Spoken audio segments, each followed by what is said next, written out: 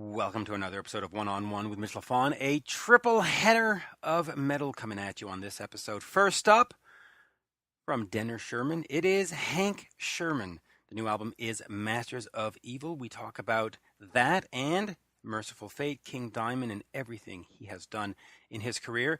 On the other side of that, I have got Matt Young of the band King Parrot. I spoke to Matt about 6 months ago, but he was in town or near town, so we did a quick update on his tour with VoiVod, the upcoming tour with Obituary, and much more. So we talked to Matt, and then we rounded out with singer Ralf from the band Primal Fear. They were recently in Montreal. They're now overseas. Their new album came out earlier this year. It's called Rule Breaker. So we talk about touring, Rule Breaker, and of course all things Primal Fear. So let's get this party started, as they say. Let's head over to guitarist Hank Shermann. We are speaking with Hank Shermann of the new band Denner Shermann, formerly of Mercyful Fate. In fact, is it proper to say formerly of Mercyful Fate? Does the band sort of still exist somewhere out there? I definitely see it as still existing. We have never disbanded or anything, and we still have a contract with Metal Blade Records. So I don't see it being as a former an ex-member. I feel very much a full member of Mercyful Fate, as we are still kind of exist, but it has been some years since we actually been active. But that's how I see it. Let's get to the Mercyful Fate questions later. Let's talk about the new Denner Shermann album. You've got Masters of Evil that comes out at the end of the month, and of course you had Satan's Tomb, the EP that came out earlier. Let me just ask you very simply, talk to me about working with Michael, because at the end of the Mercyful Fate years, you made a few albums without him and so on and so forth.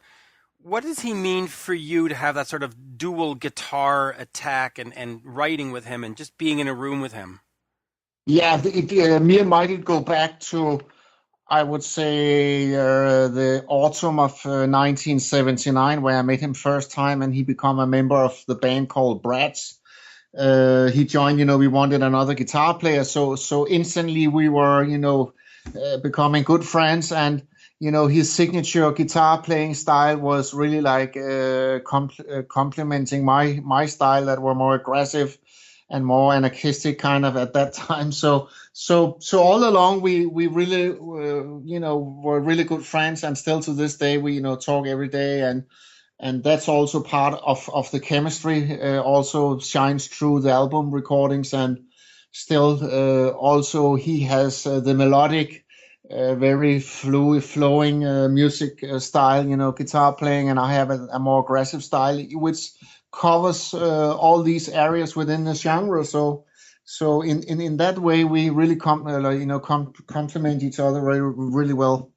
Yeah, it really does, and it shines through on the album, because I've had a chance to hear it. And it really does sound like this classic metal album. What is sort of the purpose of Denner Shermann? Is it just we've made a couple of, an EP and now this, and so be it? Or is this a band that you hope to see go on 5 years down the road, 10 years down the road? I mean, we haven't said any like lengths of, duration, or, like how, you start forming a band as if this is going on forever, always.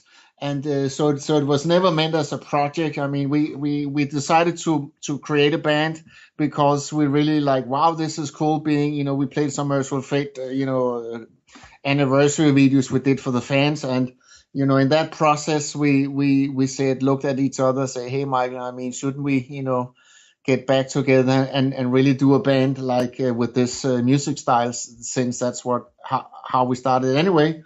And now we are here today, already into our second release, less than 8 months from the first release. So I definitely see this as becoming a band that are here to stay for sure.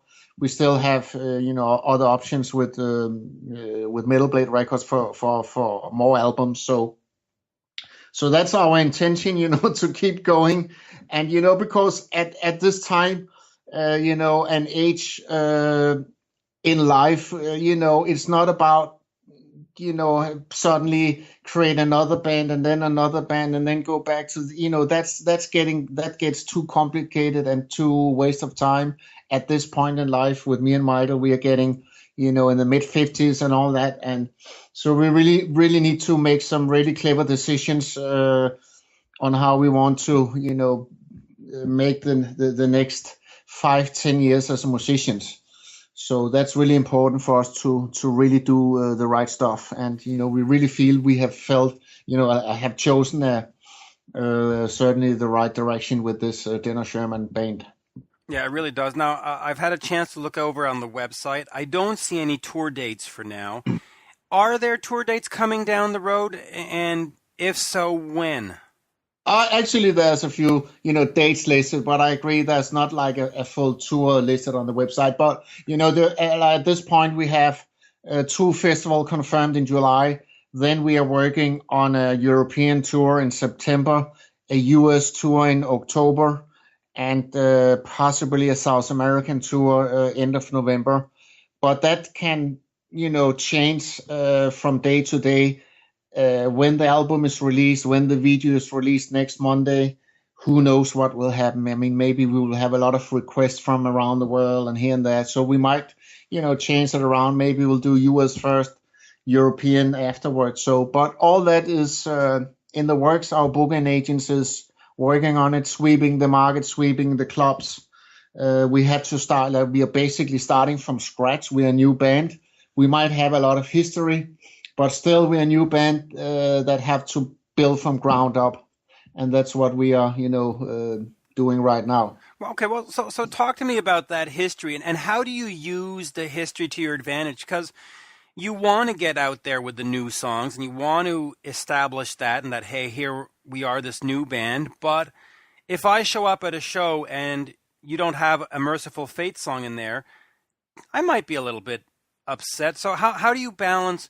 How much of that do you bleed into this, and how much of only the new stuff you're going to play? Yeah, I mean, obviously we have a lot of history going 35 years back in time, and since me and Michael were an essential part of the songwriting back in the 80s and part of Mercyful Fate, then obviously we will play Mercyful Fate songs at our shows for the loyal fans that expect us to. And also I feel we are obligated to keep Mercyful Fate's music alive. The same with King Diamond, play a few songs when he plays live, and now Denner Shermann also play 3 or 4 songs live, and that is a little taste for the loyal fans or new fans to experience what Mercyful Fate were about back in the days, even though it's not the real deal, but it's, as close as it gets for now. Right. Okay, so talk to me about that with King Diamond, the band. Michael got to play on some of those albums, so it would be sort of Mercyful Fate and King Diamond for him, and Mercyful Fate and King Diamond for him. You didn't get to go on the King Diamond stuff. Was that something that upset you? Like, hey, why am I being left out? Or did you understand that, hey, the band has to be different, otherwise, it's just more Mercyful Fate? Yeah, no, I really didn't understand. King's motive of leaving Mercyful Fate and basically disbanded the band. I was like, say, okay, if that's what you want to do, cool. I was the day after, a few days after, I was immediately on to forming a new band that, within 2 weeks I had a new band, a new challenge, a little different music direction. But, the only way King could, pursue his dreams and visions was to form his own band where he were, almost 100% into the songwriting and could do, the stage show and also do these concept albums. So Mercyful Fate were not that much into, to all these sorts of things. So I think he just were more focused on his long-term career and really knew what he wanted to achieve as a musician, where maybe the other guys in the band, including me, we were just, happy guys, being in the mid-20s, having fun, playing heavy metal. Didn't think too much into the business side or the future. I mean, King was already really determined back then, and luckily for him, it really paid off, and that was a brave move because it could have, let's say, failed. I mean, we had two good Mercyful Fate albums. Then leaving that and then start from scratch with a funny name like King Diamond for the first time you hear it and stuff. That was really like a brave move that really paid off. So all my respect to that. Yeah, and did it bother you at all that Michael got to go along for the King Diamond ride and you didn't? No, because Okay. because you know what, I was basically the main songwriter in Mercyful Fate. So being a songwriter, you feel pretty confident in yourself. I mean, if I were a bass player only playing bass and you are left out, that's another thing. But me being a songwriter, creating the songs, then you just create a new band and do cool songs, right? So I really didn't have a problem with that. I was immediately onto another musical challenge in my life, so I probably took the opportunity to go into another direction that was in the middle of the 80s, Bon Jovi, Europe. All these more like catchy melodic hard rock bands were pretty hip, and I was challenging myself doing that style, and I think that was a good experience for me at the time, because gradually you always go back to the roots, and that's actually what happened when we did reform Mercyful Fate in 1992. Yeah.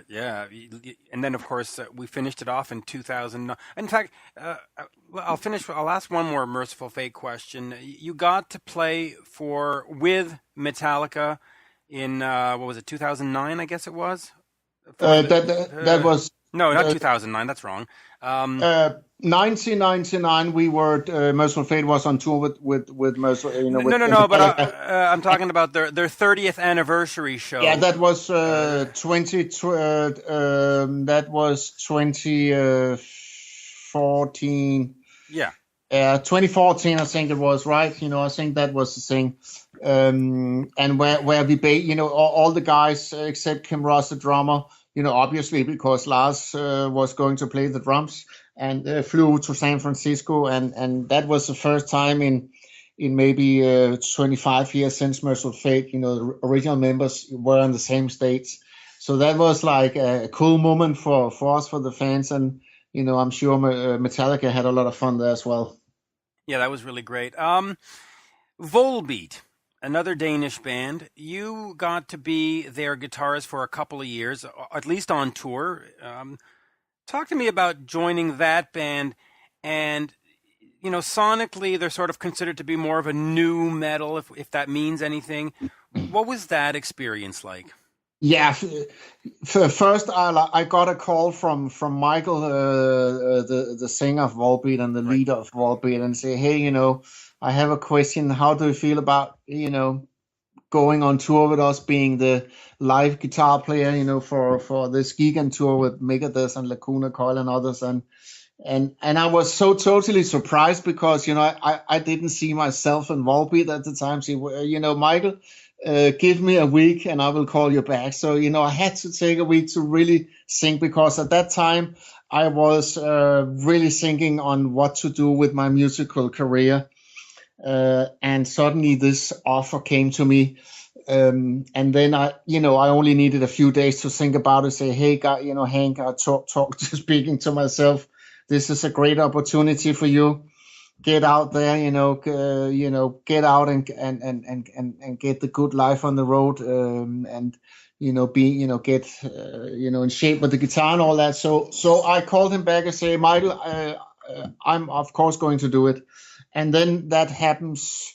Turned out to be like a full year. So we played, I think, 75 concerts in 2012, and brought us, to US 2 times, South America and Europe. So that was a great experience. It was on a high level. It was like big festivals, like big stages. And to me, it was like fairly easy to go into the material, because I was brought up on punk rock. I mean, rock and roll and punk rock, that's my second nature easily, playing hardcore punk.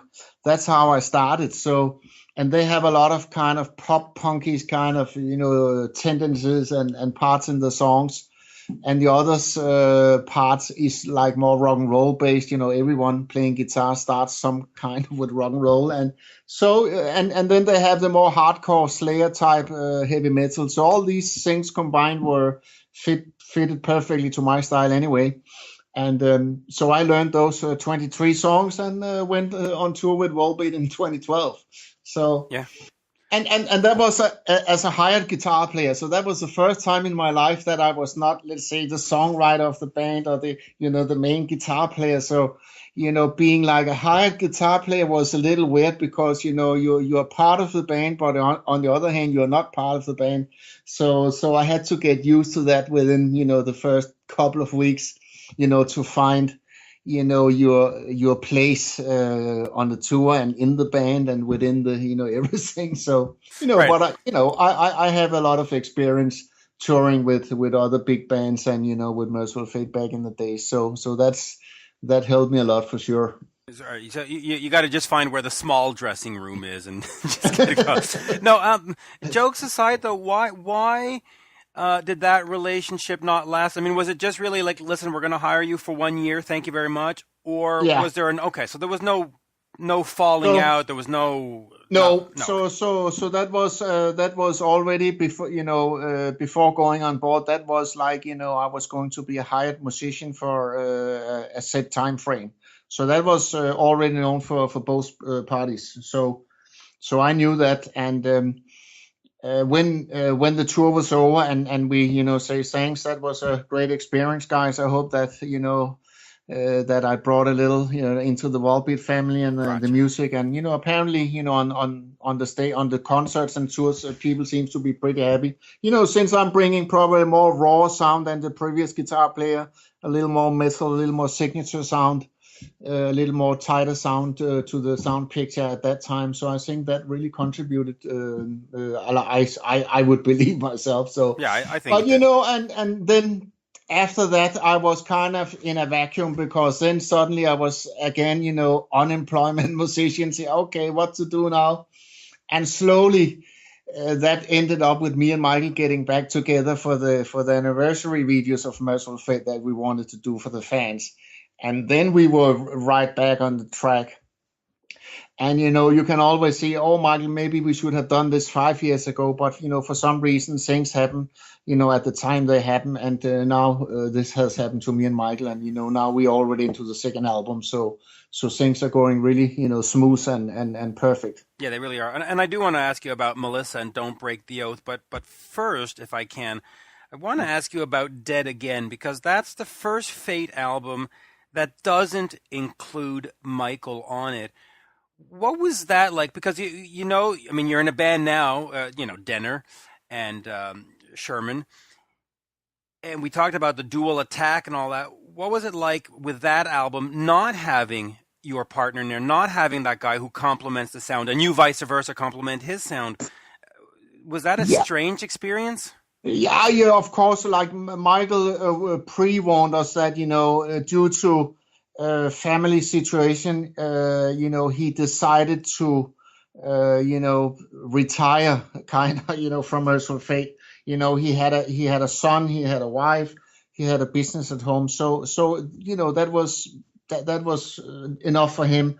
And then he decided that he would leave the music business. And at the same time, he also did recommend Mike Weed as the one to substitute him as a guitar player, because Mike Weed had the same, talented guitar player, really emotional, flowing, cool guitar player that could match Michael, his own level. And that was, of course, very important that we had a guitar player that could cover all the areas where Michael would play his solo, and Mike Weed certainly could do that. So Michael was asked and he said yes, and the transition was fairly easy.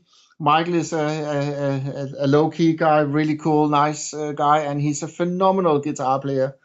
Swedish, every Swedish guitar player seems fairly cool to me, but he's like something extraordinary. And because he can both play his Strat, he can play the blues, he can play jazz. He's really like versatile and really have really a talented feel. And so it was a transition that we really didn't think too much about. It felt natural to have him. Like I say, we bonded well, became good friends, and had fun. And he just played some amazing solos on Dead Again and the Nine album. So that was like a joy also for me as a guitar player to watch and see how it also could be done.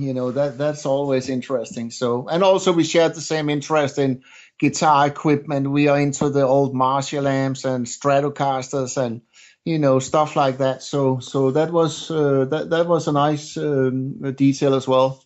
Yeah, it really was. Another thing I've noticed is you have a love for the Scorpions. On your YouTube page. You do Sales of Charon. Yeah. And it's a great version. I mean, I'm a big fan of that band, and there's sort of a 6 degrees of separation now that King Diamond's drummer Mickey D is playing with the Scorpions, right? But yeah, what does that band mean to you? Because you took the time to make a video for your YouTube page. Obviously, they must have some kind of importance in your life. Yeah, it first of all, it is Uli John Roth. Or Roth in German. I mean that is me and Michael's fascination for Uli is like beyond anything, because there's Michael Schenker, there's Richie Blackmore, there's all the other guys, Michael Schenker, and then there is Uli John Roth.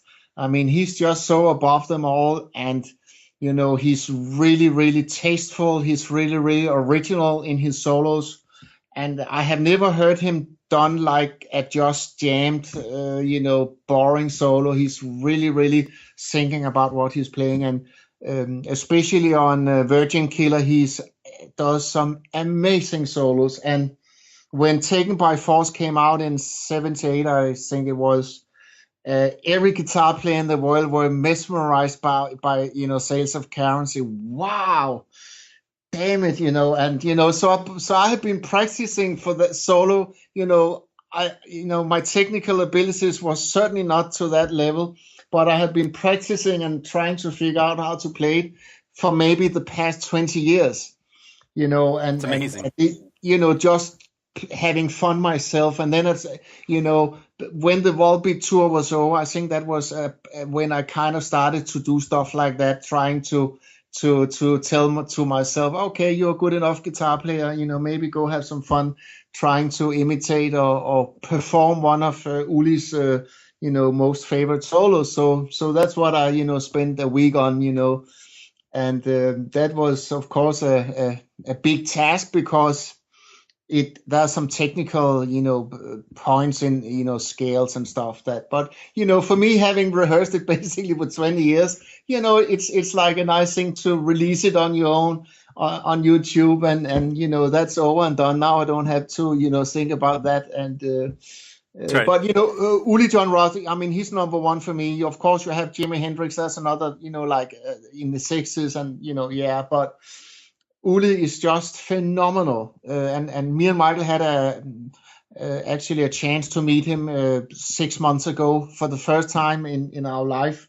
Have a photo taken with him, and it's like you see this guy, say, wow, what should I say and all that. But I mean, he's really, really a sweet guy, and I would guess he's one of the guitar players who had the most impact on upcoming and hopeful guitar players out there, even like, likes of Van Halen, Yngwie Malmsteen, and the likes. Yeah, absolutely. And this is just an aside, but he is one of those guys who, first of all, is just incredibly nice, and he's one of my strangest moments in the whole rock thing. Earlier this year, I was interviewing him, and I had a show with him and all this, and I spent 2 days with him, and I ended up in a Vietnamese restaurant or a Thai restaurant having pho soup with Uli John Roth, and I was just like, Wow, this is so bizarre.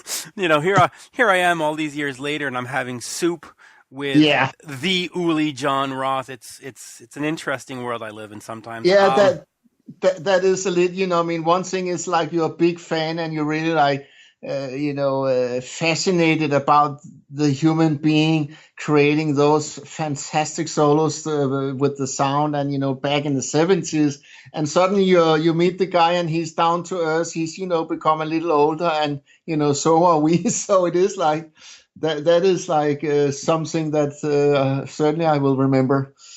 Sometimes it can also be, when you're meeting one of your old heroes. I mean, it can also be like, not so cool of an experience. But with Uli, it was really like nice seeing him live, because he had been, it's almost like a guitar god. It really is, and the last thing I'll say about that is at sound check that night, he did a version of the Scorpions' "Send Me an Angel," which was just Okay. absolutely mind-blowing. But anyway, of course, your new album is Masters of Evil, and you had Satan's Tomb that came out 8 months ago. I know we're running out of time, so I'll ask you just two more That's questions. fine. Good. You've mentioned a couple of times that it's only been 8 months, and it has. Is there a plan to do this, like try to get albums out every year, or try to get them out every, 16 months? Or was this sort of like, well, we did the EP and now we needed the full one, and now let's go work on this for 2 years and do the tours? Or do you really want to get the material coming on a very sort of regular basis? I think, like, me and Michael, and, we are guys coming from the 70s. We started playing, started playing guitar in 77, Michael in 73 or something like that. So, I mean, so we are brought up on, first I was a fan of Kiss. Kiss released an album every 6 months back in the days. That was what we were used to. The same AC/DC, I think, also did, at least within a year, so that was so great. All the cool bands were spitting out the albums, and back in the days with Mercyful Fate, that's basically what we're doing now. We started with the mini album. 8 months later, equal to what we are doing now, we released a Melissa album, and then just a year later we released Don't Break the Oath. So that is a frequency we would like to have, but that also includes Metal Blade. Would be willing to let us have that fun, Right. and also if an album is suddenly popular, you go on a more extended tours, then maybe you have to wait until you record the next album. But for sure, since I'm a very productive songwriter, we could easily release an album every year. So I hope we can do that frequency there.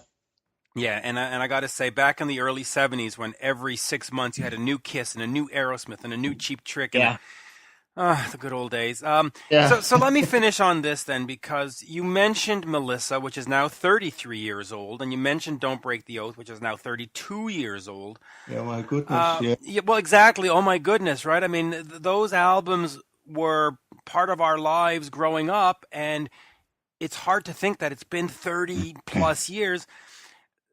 So Yeah. let's just start with Melissa. What does that album mean to you personally? What did it mean to the band? And holy Christ, 33 years! I mean, can you Yeah. believe it? I mean, we have a lot of new fans that might only be 20 years old. So, singing, that also reminds us that if Melissa's album is 33 years old, then the musician who created the album at least must be in the mid 50s, going towards 60 years old. So, I mean, that is how old and scary it is in a way, because as a human being, you also know that you are going towards the latter part of your life. I mean, so it's like, there's a lot of fun singing in that. But, for us, I think the most important career or moment in our career was maybe recording of the Melissa album and the release of the Melissa album, because that was our first full length. We got signed to Roadrunner Record for several albums. Being a kid, being 20, I might have been 24 years at that time, I don't know, but so that was like so ecstatic, and we were so excited. and it was so awesome, and we were full of inspiration. We just wanted to, full throttle ahead, and so that is really big part of my life. And I also know Michael and King, of course, also really appreciate what we created together. And same goes for Don't Break the Oath, I would imagine, right? Yeah, because then, Don't Break the Oath was also, we went into the studio less than a year after, so immediately recording that album. And the thing with Mercyful Fate is that we started in 81, built up a lot of songs. So quite a few of the songs on Don't Break the Oath were already created in 81, 82, 83. So we already had all those songs. So we just made a selection specially for Melissa and created some new and all that. So we had a lot of songs that we had been practicing for years. So maybe that's also what, you can hear in the songs, and we refine them and retweak them. There's a lot of changings of riff. I would always change the riffs in the beginning, say, hey guys, we need to change this. So maybe that is why it might be a perfect selection of songs on those two albums. Even doing a song like Satan's Fall, I remember I did all the music foundation in the middle of the night. So about 2 a.m. in the morning, I would usually go up because I couldn't sleep, pick up my copy of a Fender Stratocaster, and then composing the next part for was ended up being Satan's Fall. So I had this idea that I wanted to do a song that didn't repeat itself, going back to a chorus or going back to the same verse. So my recipe was constantly new parts throughout the whole song, and it ended up, I think, with 16 different riffs, and ended up being close to 12 minutes long, or maybe past 12 minutes. Right. So that, so I was pretty crazy. I mean, I didn't have any inspiration from other bands. I just went nuts, and that was the cool thing about being fairly young. You don't have it, you don't think too much into if this is weird or cool or crazy. You just do it, and that's what I like about, when you're not don't have too many filters. Nowadays, you might be a little, have too many filters on this. Oh, maybe this is too melodic. Oh, maybe this is too long. That might be the big difference. But on the other hand, you have the 30 years of experience that you can bring with you now. So we kind of know how to cut a song anyway. Yeah, absolutely. And by the way, what I would like to see is a triple bill of Denner Shermann and King Diamond and Mercyful Fate all in one night. I think that would be absolutely wonderful. Yeah, sure. but that all depends on King's health. How is he doing in terms of health? I know that he's done some shows recently, obviously, but he had a back problem or whatever it was. Have you spoken to him recently? Is he okay? Yeah, I talked to him I think a few weeks ago, and he seems to be fine there in Europe right now. Actually, he's in Copenhagen today, and they're going for strengths of shows in Europe. And prior, before that, they went, I think, 22 shows in the States. Prior to that, they went on the Mayhem Festival with Slayer. So he really, have been proven to really have a really, really strong comeback after his, health issues with, of course, the back.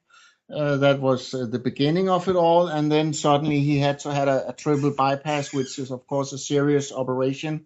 But that also, have made him totally change his life around. Very healthy, really, making sure that he's in top shape. And, I think if you look at videos on YouTube and, some of the concert, that he's really shining through and his voice is better than ever. So I think, he's motivated by that, and also showed to himself that, hey, I can do it. And now he's like on the road again. And after that, they're going to record the next King Diamond album. So he's cool and fit for fight. And, me and Michael for sure has proven that we are in tip-top shape as well, releasing this new album. Right. That's, I think the most important part. Yeah, like you are being, you can hang on your history. I mean, but if you can't live up to it, like when you're past 50 or you're faded, fading, or your guitar playing might sound way worse than it did 30 years ago, then maybe you should, leave it. But I think certainly King is proving that he's really like entitled to be here. And me and Michael are certainly stronger than ever, and that's pretty satisfying, for ourselves, Yeah. And can you that just we can still imagine? do it. I mean, if you listen to Masters of Evil and Satan's Tomb, and you take King's health into consideration, where he's actually, you're right, he's been sounding great in the shows. Just imagine what you three could do together with a Mercyful Fate album. I mean, it would be Yeah, you're at the top of your game, all three of you. yeah. I mean that's for sure, and at least that's like a good first step for and eventually reforming Merciful Fate at some point in the future. And that's also important that we all are in tip-top shape. That it's not like we have not been in the business for 20 years, and then some guys say, "Hey, what about reforming?" But we are still out there being in shape, showing ourselves and prove to ourselves and the fans that we still got it. And so that is like a very vital part. If we will do Merciful Fate in the future, I mean that is like a must, that we are really sharp, and otherwise it will be look like a parody of ourselves. Yeah, and that you don't want. And of course, speaking of sharp and all that wonderful stuff, I do recommend that the folks head out and get Denner Shermann, Masters of Evil, a great, great metal album for 2016. So there you go. Thank you. It's been a great pleasure. Same to you, Mitch. Pleasure. And as we say in Danish, tak skal det have, right? Is that how you say it? That's exactly right. Tak skal du have, og i lige måde. Yes, that's exactly what my mom says all the time. There you go. Thank you. Have a good one. And, listen, if there's shows and stuff, and if you want to come over to Canada, I can certainly help with a couple of shows. I'm a silent partner in a club, and I can get a couple of shows going. And whatever you need, man, it's all about keeping the rock and roll alive for me. So Exactly. Sounds good, Mitch. Cheers. Cheers. Bye-bye. Bye-bye. And there you have it, folks. My interview with guitarist Hank Shermann from the band Denner Shermann. The new album is Masters of Evil, out on Metal Blade Records right now. So go out and pick that up. Let's keep this going with King Parrot, a band out of Australia. The last album was, of course, the 2015 Dead Set. We talked to singer Matt Young about that and being there the night that Jason Newstead played with VoiVod. And what was that like? Without further ado, here is the one, the only, singer Matt Young. We are speaking with vocalist Matt Young of Australian band King Parrot. We, of course, spoke to you not so long ago, about, I guess, 6 months or so ago. We got the whole down low on what the band was doing, right? That's correct, yeah. I think we were out with doing a cattle decapitation support through North America. I think it was, must have been October, November last year. So, yeah, I think that was the first time we had a chat. Yeah, so we'll consider this one the update. How was that tour with cattle decapitation? I mean, did it go well? Was everything, did you see more and more fans come out and support the band? It was great, man. It was a really good tour for us. And, a band like Cattle Decapitation, who are sort of, been around for quite a long time, well-established sort of band in their field. They sort of cracked into the top 50 of the Billboard charts with their album, so which is quite, it's a bit of an accomplishment really for a band of such an extreme, with such extreme content. So we were absolutely wrapped with the way that tour went. It was amazing, and there was quite a lot of sold out shows.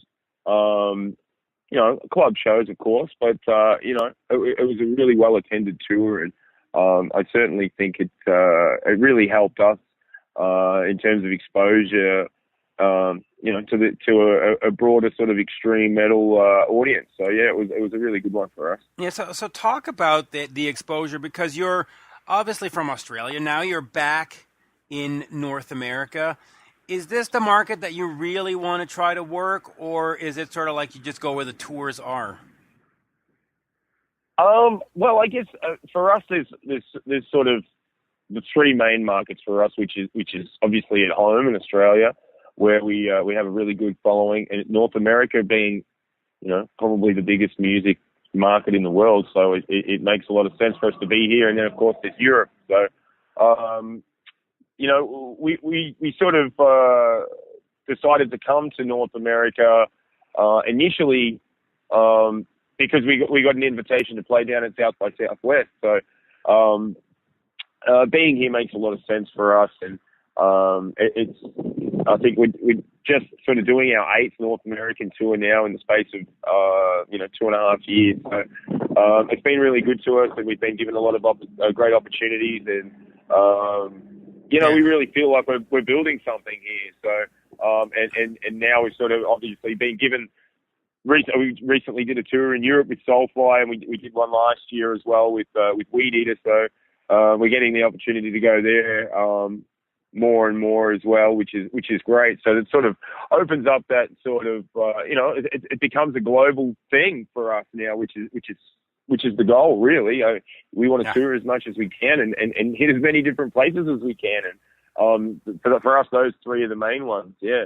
Yeah, and it's working out great because, when I first spoke to you, because we spoke way before we did that interview, it didn't seem as though North America was going to happen. And like you said, all of a sudden, you're here almost every other weekend, which is great for the fans, great for everybody. Last album, let's get to that real quick. You had Dead Set in 2015. Yep. Is that something that you're still on that touring cycle for, or have you already started thinking, okay, it's been a year, let's start thinking about the next new album? Yeah, well, we're definitely still on that touring cycle. I mean, we've only just sort of done our first European tour earlier this year in support of that record. So yeah, we're definitely. I mean, for Australia, it's kind of finished up. But for here, North America, this will probably be the last tour that we do in support of that record. And then we have a European tour coming up with Obituary and Exodus and Prong in October and November. So that will probably wrap up the album cycle, do a few things over in Australia over summer, no doubt, as you always sort of tend to do, which is your winter time. And we've been sort of working on new material. We've probably got about half an album written, and we've got about 2 or 3 months in between now and the next European tour, where we're going to really concentrate on writing and try and get the writing process finished. And then we need to work out who we're going to work with recording wise and production wise and all those sorts of things. So yeah, we're well into it. We're well on the way, and we've added actually a couple of new songs to the set on this tour with VoiVod that we've been doing. So and it's going down really well. So we're really happy with that. Yeah, in fact, talk to me about that, because VoiVod is, for me, basically a local band, right? I'm in Montreal, and so they're a Yep. Quebec band. How was it touring with them? Because they've been around for, God, I don't even know, like 30 years or something. I mean, they've been around a long, long time. How has it been? Have they taught you anything? Do you notice how sort of the pros, the seasoned pros, do it? Yeah, absolutely. They are such a legendary band, And when we got the opportunity, to tour with VoiVod, we were just like, of course, this is incredible. They're one of those bands that were in all the magazines and stuff growing up when I was a kid, and so we've got the utmost respect for VoiVod, and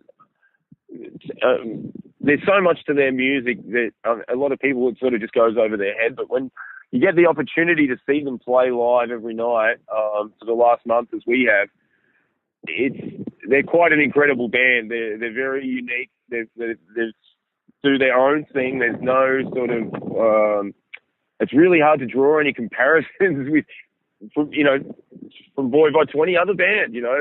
It's just an incredible thing that they've achieved over the years, and such humble and down to earth guys. And I think for the most part, bands just touring and doing stuff over the years, and that longevity is, you can really see it in the characters, especially with Away and Snake, who have been in the band, a long time. And Just very humble and down to earth people. And I think that's something that, despite whatever successes that you may have, it's something that's really important to keep hold of. And those guys have definitely got that in spades, and they're very accommodating and very, just lovely all-round guys. And we do have actually one more show with them on Saturday at the Amnesia Rock Fest. So that will be cool, along with a million other bands that are playing. So yeah, I know. And unfortunately, our schedules won't match. I'll be at Amnesia on the Friday with another band, and then I'll be out in Quebec City for Def Leppard and Tesla on the Saturday. So I'm going to miss you. You come all the way from Australia, and I'm going to miss you by 3 hours or whatever. But hey, while you were on tour with VoiVod, a certain Jason Newstead reemerged from his hiding. Talk to me about that. Did he literally walk in the back door and onto the stage, or had you known all day? Had he sort of been at sound checked, and did everybody go to dinner together? I mean, what was that like? We were at the venue. I had no idea. Oh, well, actually, there was a whisper that he was going to come, and no one really sort of thought anything of it. And then I guess probably maybe an hour or two. I think he arrived actually when we were playing, and I certainly noticed him when we got off stage, and he had a couple of minders or whatever with him, and they sort of whisked him downstairs to the band area, and we were all like, wow, this is cool. And I stood there with him and watched a little bit of VoiVod, and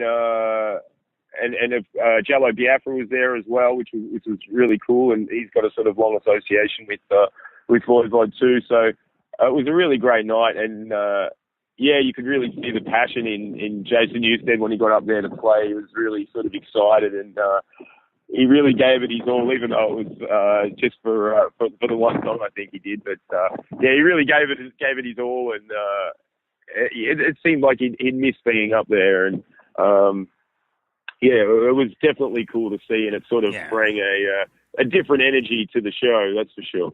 Yeah, and listen, I can imagine, like me, you were probably a fan when you were in your teens of Metallica. You hit a wind tunnel there. You probably were a fan of Metallica when, in 91, 92 and all that stuff. So to have him be on the same stage is kind of cool, I would think. It's pretty mind-blowing, yeah. It was cool. It was very cool. Yeah. So where do we go from here? And now you mentioned Obituary in the fall. We talked about the album next year. Is there anything else that we need to get caught up on? Well, I think that's pretty much it, mate. We're really looking forward to this tour with Obituary and Exodus in Europe. It's going to be a big one for us. We did a pretty extensive European tour earlier in the year with Soulfly, which went really, really well, and a lot of sold out shows. I think majority of the shows were sold out on that tour, which was great. And I think getting the opportunity to play with Obituary and Exodus in the European market is probably a little bit more suited to us. It's a little bit more extreme, and I often sort of kind of when I listen to our music, or I kind of see that we kind of might slot in somewhere between Obituary and Exodus style-wise, maybe a little bit more extreme in some elements, but sound and style-wise a little bit similar to both of those bands. So I think it's a really good one for us, and hopefully we'll be back to North America real soon as well. I mean, we love it over here, and it's been so kind to us, and there's some things on the horizon that are really promising, and hopefully we can really deliver the goods on this new record that'll come out in 2017, and we'll go and do it all again. Yeah, I look forward to that. And I got to say, what I like about King Parrot is your approach to the whole business of you just play and play and play and get out in front of people, and that's the sort of old school way of doing it, but it's a successful way of doing it. And obviously you're getting more and more successful, going from playing the Foo-Foon Electric, which is a little tiny nothing club, to being with VoiVod, to being with Obituary, you're getting there. And I got to love that. I feel like that too. Yeah, it feels like we're doing it. So it's good, and certainly seems to be gaining traction, which is great. So we're not going away. So we're just going to keep doing it and try to improve and get better. And as long as we can still see that in the band, then we'll keep doing it. That's great. So thank you for the update, and let's do another one when you get out on that tour with Obituary, because I know fans will want to hear about what that's like, and I'm sure by then you'll have a better idea of when the next album and when the next this and when the next that's going to start. So stay in touch. Absolutely. Always a pleasure. Mitch, no worries. Always a pleasure. Absolutely. And please, next time you come to Montreal, let me know. We'll go out for supper or et cetera, et cetera. There you go. That sounds great, mate. Absolutely. Have a great weekend and enjoy your time with Twisted Sister and the Def Leppard show. And we'll catch you next time, man, for sure. Absolutely. Thank you, Matt. See you, buddy. Have a good one. Cheers. And there you have it, folks. My interview with singer Matt Young from the band King Parrot. Their last album was Dead Set. The band was on the road with VoiVod earlier this year, currently on a headlining tour, and they finish off with a fall tour with Obituary before getting into the studio for a new album. And let's head over to the European continent this time. We'll talk to Ralf from the band Primal Fear. Their last album is Rule Breaker. The band was in Montreal recently as part of the Rule Breaker tour. So we'll talk about that and everything else that comes to mind. And so without further ado, here is Ralf from the band Primal Fear. We are speaking with Ralf from the band Primal Fear. The new album is Rule Breaker. Good day, Ralf. How are you? How are you? Good. I'm looking forward to coming and seeing the band tonight. But let's start talking about Rule Breaker. Yes. The album was produced by Matt, who's in the band. Talk to me a little bit about that. Is it a good idea to have somebody that's in the band listening to it, or sometimes does it help to have a producer from the outside? Lending in everybody involved is so much experienced nowadays. We've been doing this over than 30 years, and you can say that somehow we're producing on our own, of course. But there has to be one person in the end who has to decide the final things while mixing, and also, of course, everybody is composing together. So. In the end, there's got to be a final hand who's deciding how things are going to be done in the end, of course, sound-wise and music-wise. But an outside producer, in our opinion, never is so deep in the music like we are. And I can only repeat myself, we are experienced musicians, and we know what we want to sound like. And I think we showed that on Rule Breaker and on Delivering the Black before. These are the two albums which we think how we sound, how we want to sound, So in the end, it's all the experience of all the years coming together, and in the end, there's one person who has to have the hand who says, "Okay, that's our product," and he's the producer, and that's Matt, of course. Yeah, he's doing a good job. He's doing a great job. Talk to me about the label that it came out on. Frontier Records out of Italy is known for melodic hard rock. They do a lot of, they do Ted Poley and the Defiance and stuff that's a little more on the softer edge, if you want. How is that a good fit for Primal Fear? They always dig that music. I mean, they like what we do, so it's got nothing to do with what other bands do. I mean, you have certain other record labels where there's different genres signed in one label, so it doesn't have anything to do with the style you play. So in the end, they trust us how we compose our music and how we produce the music, and that's what they always did, and I think they will do it in the future too. So it's got nothing to do with the other bands they have signed. Right. Let's go over to your career. You've obviously sang with the band for many years, but you've done a solo album that came out in 2011. Where are we going from there? Is there more solo material coming, or is really Primal Fear the only thing you're going to focus on? At the moment, there's nothing else to do because really this is my main focus. I'm really busy with touring now the whole year. I mean, we're doing a world tour. We've been doing Europe in February, March, and then we had 1 month break. The guys did Rockman's Classic, and then now we are more than a month in North America already, now in Canada. And this Friday we're going to fly out. I think it's Friday or Saturday. We're going to fly out to Japan and then Australia. Coming back in the middle of June, doing the summer festivals. Also having a little bit of a break then again in August, where I produce vocalist in my studio, and then we fly to South America in September. So basically, I'm really busy. And at the time when the solo album happened, I had collected so many songs for a decade, at least for a decade, and it was about time to release that. And Matt also helped me with that. And I think it's a I wouldn't call it a one-hit wonder, but one and done is the expression. It's a one-time thing, so there's no plannings to do anything more. Why were those songs not something that you could keep for Primal Fear? Why did they have to go sort of in the Scheepers alone pile? Yeah, because, I mean, many of them were just ballads, and I'm the ballad composer, so they were not really fitting into the concept we had so far with Primal Fear. You can find songs on my solo album which could be easily also on the Primal Fear album. I mean, the fast opening track, Locked in the Dungeon, could have been easy on the Primal Fear record too, but I didn't want to make it a ballad only, so that's the reason why we had also fast songs on the album. Right. The band has changed lineups over the years, but now you've got Tom Newman back. Yes. Talk to me about what he brings to the band and why it's important to have one of sort of the original guys back. Yeah. I think basically because he somehow was also involved in the initial sound of Primal Fear. If you listen to riffs like Chainbreaker, it's and Running in the Dust, it's basically his guitar work. And over the years, we sorted things out. I mean, sometimes we have personal things, some people are going different ways. It's like in a marriage.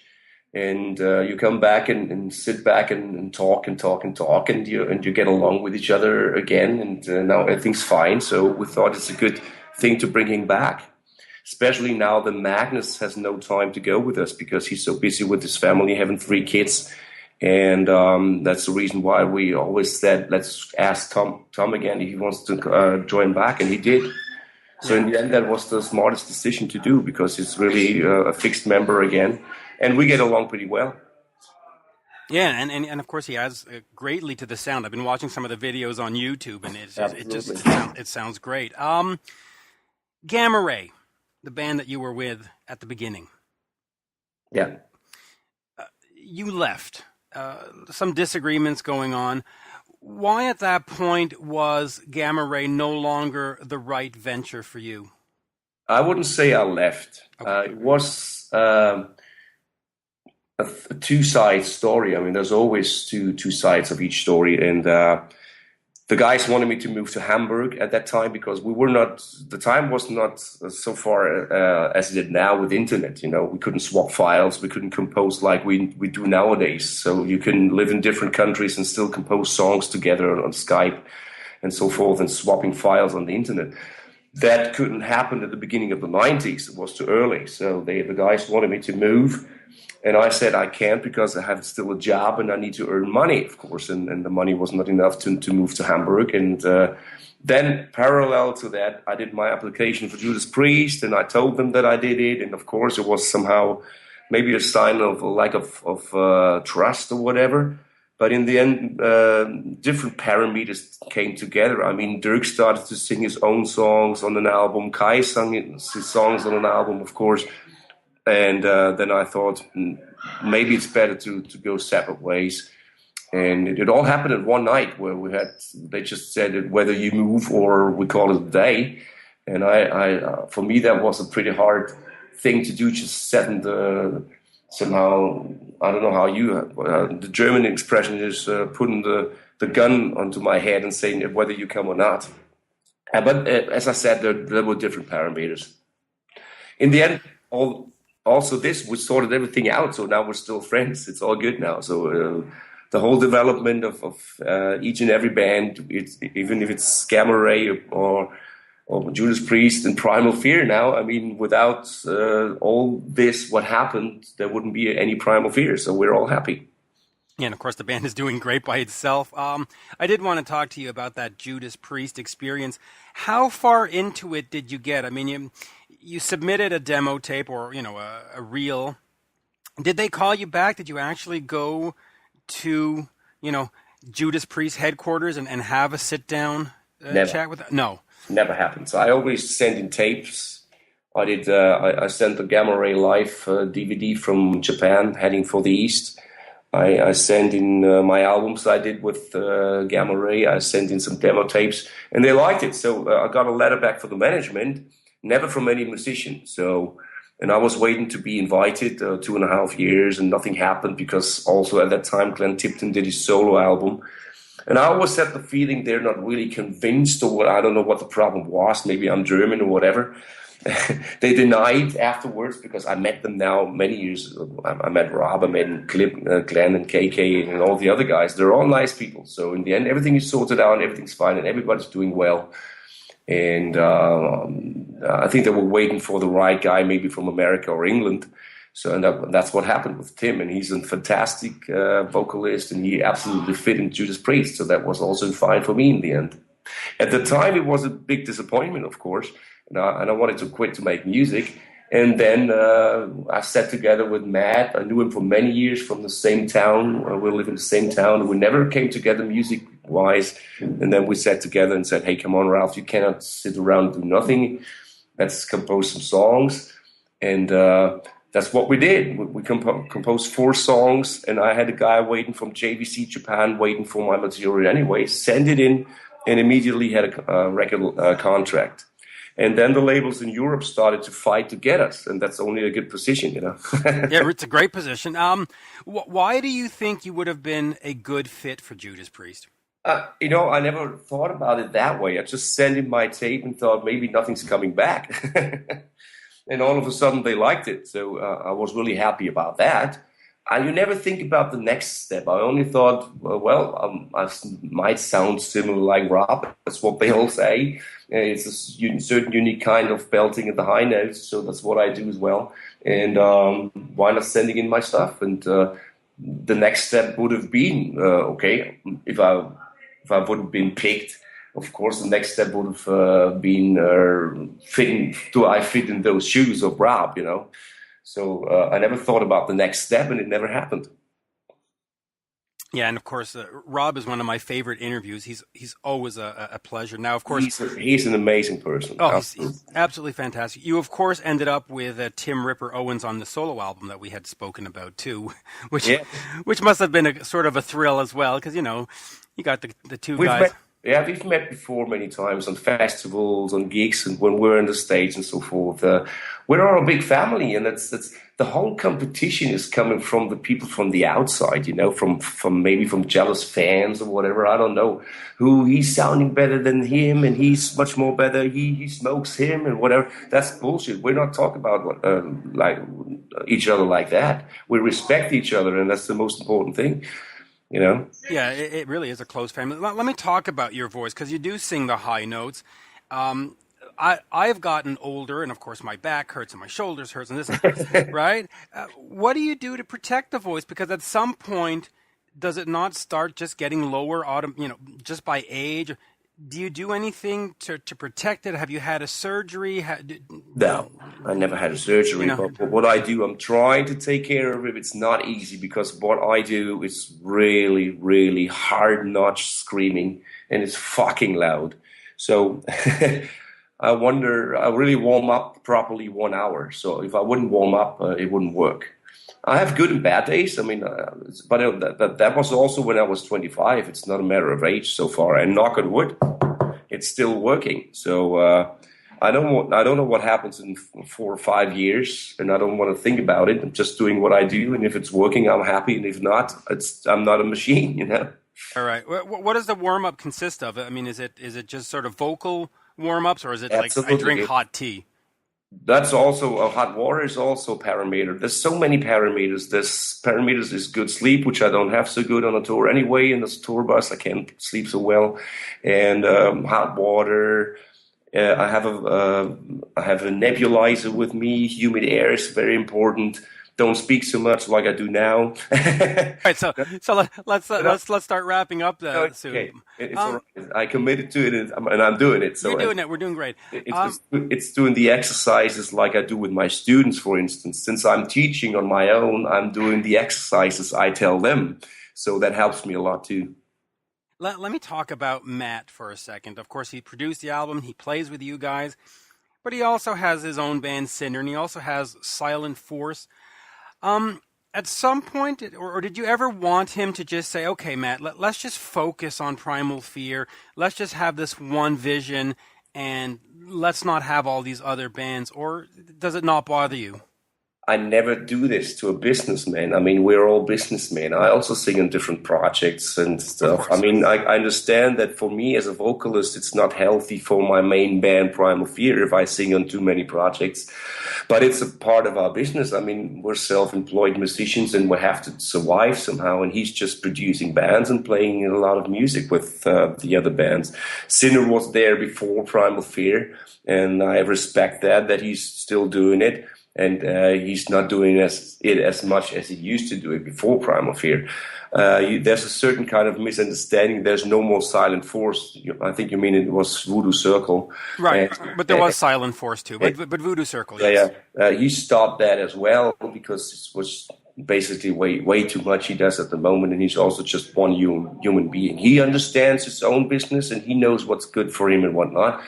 I would never say something stop this or that. That would be not smart, and wouldn't do that. Wouldn't do that. Talk to me about the challenges of touring in this day and age, because there are bands that I like out of Switzerland, like Gothard and Chakra and stuff, and they cannot come over here. Thunder out of UK can't come over here. It's difficult. How did you guys manage it, and how difficult is it to get a Canadian tour and then a Japanese tour? It is major hard, absolutely. I totally agree. And still, every tour, you have to do a lot of calculating, a lot of, you have to be aware of numbers. And we are lucky to go out break even. I mean, you don't make much of a profit out of a tour. You have to pay your fees for the musicians, and you have to cover costs like nightliner flights and so forth. And that's a calculation. And Matt is taking care of a lot of this together with our American manager here, and of course the tour manager we have. So every day it's also merchandise sales. Merchandise sales won't go to any profit of the bands. It's for covering costs. Regarding VIP tickets, that's a thing from the promoters. It's not a band thing. So if people show up and buy a VIP tickets, it's not going into the pockets of the bands. It's going into the pockets of the promoter, of the local promoter. There are bands that are doing it a different way, but then it's, in my opinion, it has to be a little bit better organized. We were pretty much pissed here and there how the fans were treated by the promoter, and in the end, it comes back to the band. Oh, the band sells VIP tickets, and they cost a lot of money, and they have profit, but they don't do good VIPs, and that's not true. We are trying to do the best every day in VIPs. We love to meet our fans even without VIP. It's not our thing, Yeah. So there are so many different parameters when you come to do an American tour. It's not easy in the end to survive all this, but we did it the third time now, and I think we're going to do it again. You do it again real soon, yeah. So you mentioned Delivering the Black and Rule Breaker are sort of the essential Primal Fear albums. Those are that really capture the sound. Are you already thinking of the next new album? I know this one just came out a couple of months ago, but are you already thinking of the next one because you're in that space where you're hitting the sound? You have to do that, Mitch. You have to do it because for us, the new album is very old. I mean, we've been recording over a year ago now, So we have to always think about the next step. And I can tell that it's going to be maybe a live album next year, so we have still space for collecting new material next year for next Primal Fear album, for next studio album. So we have a little bit more space for the next studio album, but you think, of course, about the next step you're going to do. But have you started anything at all? Are there demos? Is there stuff that's left over? Not so far. I mean, of course, we have still Magnus sitting at home and writing songs. He's just a composing machine. He's really, really good at composing. And of course, he gets our inputs where he somehow maybe has no melody, or maybe an arrangement has to be different. Matt steps in and I step in for a vocal melody and lyrics here and there. So, like I said before, it's basically pretty much teamwork. And maybe he has something on the hard disk already. We don't know, but we didn't start it so far. In fact, I forgot about that. Let me ask you about Magnus Carlsen, because I interviewed him for his Kingdom of Rock album last year. Yeah. He's basically become a stay-at-home dad, or he wants to be near his family, which is very respectable. What's that like for you in terms of having sort of a member who's not a member but who is a member, if you know what I mean? Yeah. We have to admit it's a strange situation, but it is. But we totally respect his decision, because we are all. I'm a father. I'm a father of one boy, and he has 3 kids, and he has got a working woman. So, of course, I'm divorced. I don't have a working woman anymore. But there's a lot of respect going on there too. I mean, we like him so much as a human being, and of course, we absolutely value this treasure he has in the band, composing good songs with us. So it's really a good relationship we have with him, and we want to keep it, and he wants to stay. I mean, we've been talking about it, about being a fixed member or not a fixed member. And at the moment he's on tour, he's of course not a fixed member, but when he comes back to writing, he's a fixed member again, which is, I know, a strange thing also for the fans. But if I think about the stages we had here in the States so far, sometimes it was even better not to have 3 guitarists on the stage. Right, yeah. But though the venue in Montreal tonight has enough room for everybody. Yeah. But I think maybe here and there on a festival it could happen that he will be on stage with us, without any doubt. So in terms of him coming back, the door is always open. If he phoned you tonight and said, I want to play the next show, wherever it may be, Quebec City, Toronto, I'm flying out, you basically would just say, yes, come on down. When it comes about that easy question, yes. But then when it comes to the other parameters, how you call it, business-wise, right, or planning-wise, it's not that easy. But if you would say, I would love to play a gig, he's always invited. There you go. And, of course, Primal Fear is at Club Soda in Montreal tonight. Yeah. Great pleasure speaking with you, and I will be there later tonight to come and say hello. So, cool, Mitch. Absolutely looking forward. Absolutely. And Rule Breaker, for those who haven't heard it, is a fantastic, fantastic album. Thank you. It was sent to me like 6 months ago, and I just haven't stopped listening. So there you go. It's really worth picking Great up. honor. Thank you very much. Absolutely. And there you go. We'll see you soon. See you later, Mitch. Bye-bye. Yes, bye-bye now. And there you have it, folks. That was my interview with Ralf from the band Primal Fear. Their latest album is Rule Breaker. And that concludes my super long tribute to metal, my Metal Mania episode featuring Hank, Matt, and, of course, Ralf. Thank you for listening. I don't want to go on any longer, so please check me out on Twitter at Mitch Lafon and Facebook, one-on-one, Mitch Lafon. Auf Wiedersehen, au revoir, bonsoir, see you later, and bye for now. Oh my.